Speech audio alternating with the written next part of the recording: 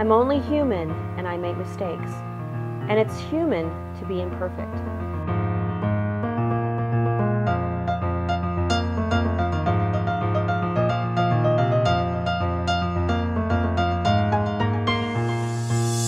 I have said it before that I'm a recovering perfectionist. I work at it hard every day. And that when you're working on an album and you're in the studio, that even when, I would listen to playbacks and I was like, oh, I was off pitch there, and you hear the clinks and the clanks in your voice. But the magic of being in a studio is, what was incredible, because suddenly they could bring my pitch up and I could sound completely, absolutely flawless, which to your ego is awesome. That you're like, listen to this, I'm pristine.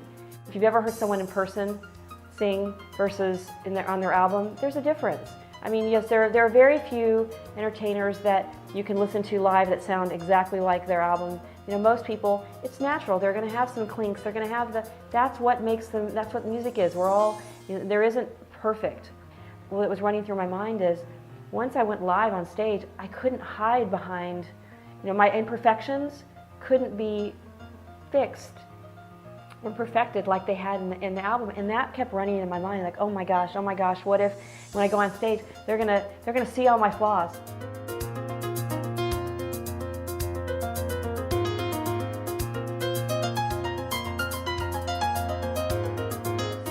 When I think about perfect, and for me I kept thinking, if I'm perfect then I'm loved, but imperfect, perfect is actually quite boring. If you were with Miss Perfect or with Mr. Perfect, how freaking boring would that be? If life was always just, there would be no contrast, there'd be no, anger to the joy, the happiness to the sadness, the giggles like, oh my God, I can't believe I did that, oops, let's try that again, or shit, or you too?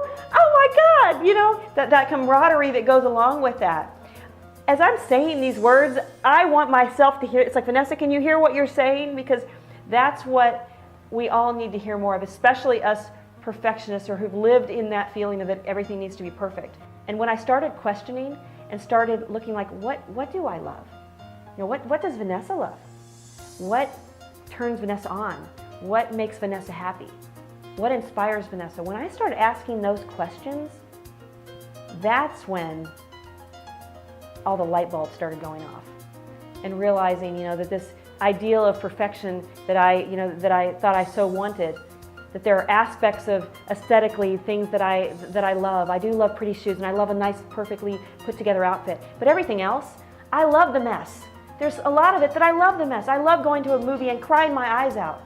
I love seeing the drama and the highs and the lows. I love that. And that when I've ever been in a situation where it's been like this kind of monotone, it's like happy and pleasant, but it's just right here. First you're like, yay, this is so nice because I don't have the stress and drama. But you reach a point where it's like, is this it? Is this what life's supposed to be about? Really? Life has seasons. We have different friends, we have different personalities, and all of those lie in the imperfection of life.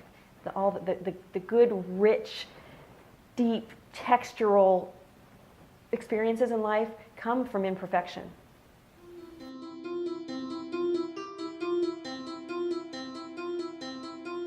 Your imperfections are your gift. Being happy does not mean you are perfect, but it proves that you have begun to look beyond your imperfections. Until next time, beautiful, healthy hugs. If you like this video, be sure to subscribe to my channel and please share it with the world. One more important thing, head on to vanessachamberlin.com and sign up for free updates so you can get the information and insights that I don't share anywhere else. And as always, leave your comments below to get this ball of discussion rolling.